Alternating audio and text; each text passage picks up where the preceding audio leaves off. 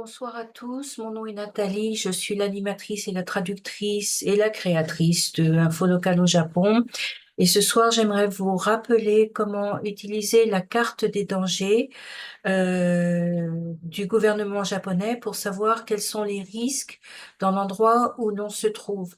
Alors, cette carte est extrêmement importante avec l'arrivée du typhon numéro 10. Elle est importante dans toutes les circonstances de toute façon.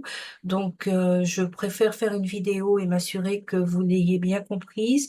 Elle est malheureusement en japonais, mais Japan Shelter Guide a quelque chose de similaire. Une fois que vous aurez compris comment ça fonctionne, vous pourrez utiliser la même chose sur l'application de Japan Shelter Guide. Alors, euh, la carte des dangers, c'est une carte qui est établie par chaque municipalité et qui identifie les lieux qui pourraient être inondés, avoir des éboulements, recevoir un tsunami, faire l'objet de d'autres dégâts particuliers. Euh, Si jamais il devait y avoir des très fortes pluies, un tsunami, un séisme ou un typhon. Et donc, à l'heure actuelle, on a un typhon qui se rapproche de nous. Donc, on a intérêt à savoir quels sont les dangers près de nous pour savoir si on a besoin d'évacuer. Et cette carte va donc nous aider. Comme la carte est en japonais, je vais vous montrer une façon de la naviguer, même si vous ne pouvez pas lire le japonais. Je rappelle que Japan Shelter Guide vous offre la même facilité et c'est beaucoup plus simple. Mais si jamais vous avez du mal à utiliser Japan Shelter Guide, il est bon de savoir comment l'utiliser. Alors, cet écran se compose de plusieurs parties et vous voyez ici des icônes. Vous indiquer le genre de danger qu'il y a. Donc, on va vouloir aller voir les différents dangers dans la région où l'on est. Comme les gens qui suivent cette vidéo ne lisent très probablement pas le japonais comme je le lis, je vais donc passer par la méthode la plus simple de faire une recherche sur cette carte et de trouver l'endroit où l'on se trouve. Donc, si j'ouvre ici, je vais aller cliquer sur la partie qui est sur la carte et la carte va s'agrandir.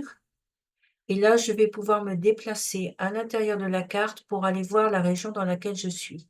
Alors, moi, j'habite à Fukuoka. Aujourd'hui, le typhon va passer par la région de Kagoshima, Amami, Yakushima, et il pourrait traverser la région qui passe par Kumamoto, et probablement dans ce sens-là, en tout cas dans la carte de la journée aujourd'hui. Donc, on va aller regarder un petit peu les régions qui se trouvent par ici pour voir ce qui va se passer. Alors, on va prendre par exemple l'exemple de Kumamoto. Ça, c'est la région de Kumamoto. Et une fois qu'on a agrandi suffisamment sa région, on va cliquer sur les boutons qui indiquent des dangers. Alors, ce bouton-là représente une rivière. Celui-là va représenter une montagne qui s'écroule, donc les éboulements. Celui-ci, c'est pour les grandes vagues. Celui-ci, c'est pour les tsunamis. Là, il y aura des informations relatives à la sécurité lorsqu'on conduit et d'autres risques indiqués. Donc, on va commencer par regarder ça et on va regarder les risques d'inondation. Les risques d'inondation nous montrent une couleur qui passe du rouge, du jaune au rouge, rouge foncé, rose et rouge foncé, ce qui veut dire que toutes les régions qui se trouvent colorées sont des régions qui ont un risque d'inondation. Alors, bien entendu, si j'agrandis, je vois que ça n'est pas égal partout. Par exemple, là, il y a des petites collines, apparemment. Donc, ces quartiers-là ne sont pas inondables, mais autour, ils peuvent être inondables. Donc, la question, ça va être de savoir à quelle hauteur d'inondation. Pour le savoir, on va regarder le graphe qui est en bas et qui va nous donner une hauteur approximative. Donc, en jaune, c'est de 0 à 50 centimètres. 0 à 50 centimètres, ça fait 2 fois la hauteur du genou à peu près. Donc, si vous êtes à risque d'inondation pour ce niveau-là, et si jamais vous voyez une alerte qui vous dit qu'il y a des risques de très fortes pluies, vous pouvez vouloir évacuer. Ensuite, 0,5 à 3, c'est la couleur un petit peu orangée qu'on voit ici. Cette couleur-là, c'est donc 50 cm à 3 mètres. 50 cm à 3 mètres, ça fait un peu plus que la hauteur d'un étage normal dans une maison. Ce qui veut dire que si vous devez évacuer à cause de la pluie et des inondations, vous allez avoir besoin d'être au moins au troisième étage, parce qu'au deuxième étage, ça risque de ne pas suffire. Par conséquent, si vous avez reçu un ordre d'évacuation pour votre région parce qu'il y a des risques de fortes pluies, vous pouvez dès maintenant évacuer pour vous mettre en sécurité pendant le passage du typhon. C'est ça que ça veut dire. Ensuite, donc, ne négligez pas les alertes si vous êtes dans une zone du passage du typhon, surtout dans le Kyushu, parce que le Kyushu, malheureusement, va vraiment recevoir beaucoup de vent. Donc, si je reviens dans les couleurs, là, je vois qu'il y a une couleur 5 à 10, ça fait 5 mètres à 10 mètres. Les quartiers qui se trouvent par ici sont à fort risque d'inondation. Par conséquent, si jamais vous étiez concerné, et si vous ne pouvez pas vous mettre en sécurité en hauteur avant le passage du typhon, vous voulez évacuer absolument dans un endroit, dans un centre d'évacuation, loin de cette zone. Alors, pour évacuer, vous pouvez aller dans les centres d'évacuation qui vous sont indiqués par les mairies, aller chez des amis, aller dans un hôtel. Bref, vous avez plein de possibilités pour évacuer. Vous n'êtes pas limité aux centres d'évacuation qui manquent de vie privée naturellement, mais vous pouvez d'ores et déjà considérer qu'il faudra évacuer si vous êtes dans une zone à risque, parce que 10 mètres, ça vous fait au moins 3 étages, ça fait pratiquement 4 étages. 4 étages, ça veut dire qu'il faut que vous arriviez à monter au 5e étage pour être en sécurité. Donc, considérez très fortement l'évacuation. Donc, ça, c'était pour les inondations. Maintenant, on va regarder pour les éboulements. Pour les éboulements, c'est le même genre de graphe. Vous voyez ici que les couleurs sont indiquées pour les zones qui pourraient subir des éboulements après de fortes pluies. Alors, si jamais la zone est en jaune, ce sont des zones qui sont relativement peu pentues, avec peu de risques. Néanmoins, si vous êtes dans un bâtiment qui est près de la montagne, il est fortement recommandé d'évacuer pour se mettre en sécurité. La zone orange, c'est un très gros risque d'éboulement et de glissement de terrain en cas de forte pluie ou après les fortes pluies. Donc, faites attention à ça. Ensuite, il y a des endroits, pour cette carte-là, on voit des endroits bleus.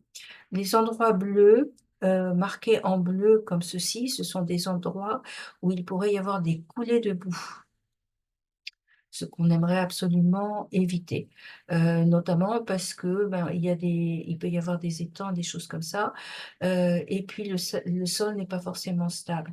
Donc, si jamais vous êtes dans une de ces régions et si jamais, vous êtes sur le passage du typhon, bon, dans le Kyushu, on va tous y être, en tout cas dans la situation présente. Ne vous dites pas que ça ira forcément parce que les vents vont être très forts.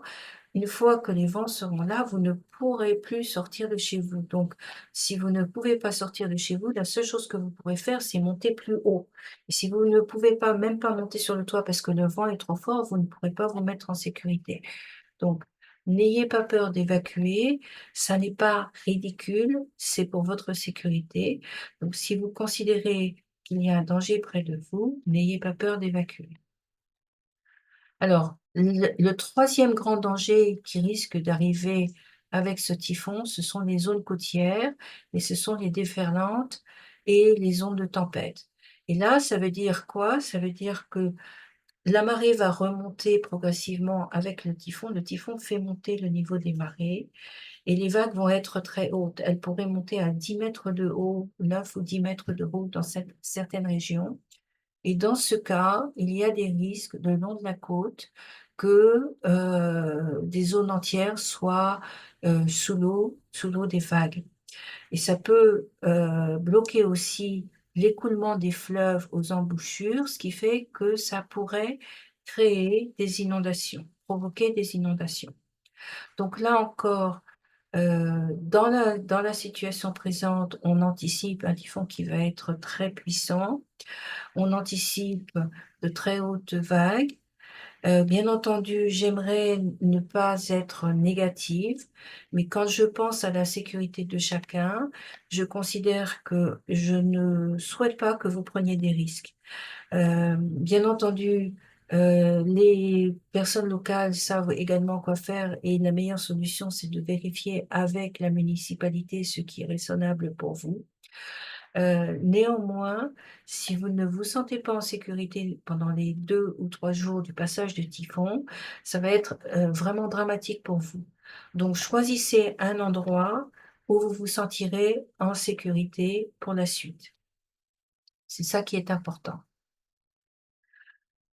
Ensuite, il y a d'autres informations, utiles sur cette carte, mais pour l'instant, je me cantonne à ces 3 informations puisque c'est ce dont vous avez besoin pour vérifier les, dangers près de vous. Alors, ensuite, il y a d'autres informations, comme vous voyez en cliquant ici.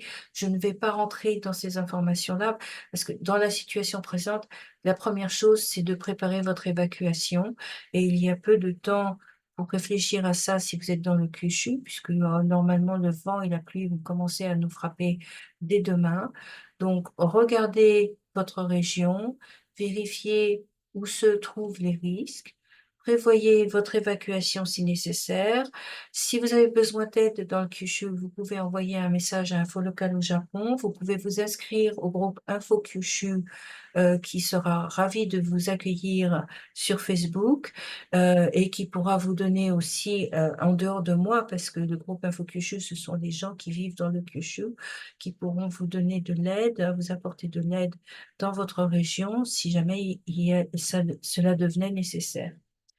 Je continuerai sur d'autres vidéos. À plus tard.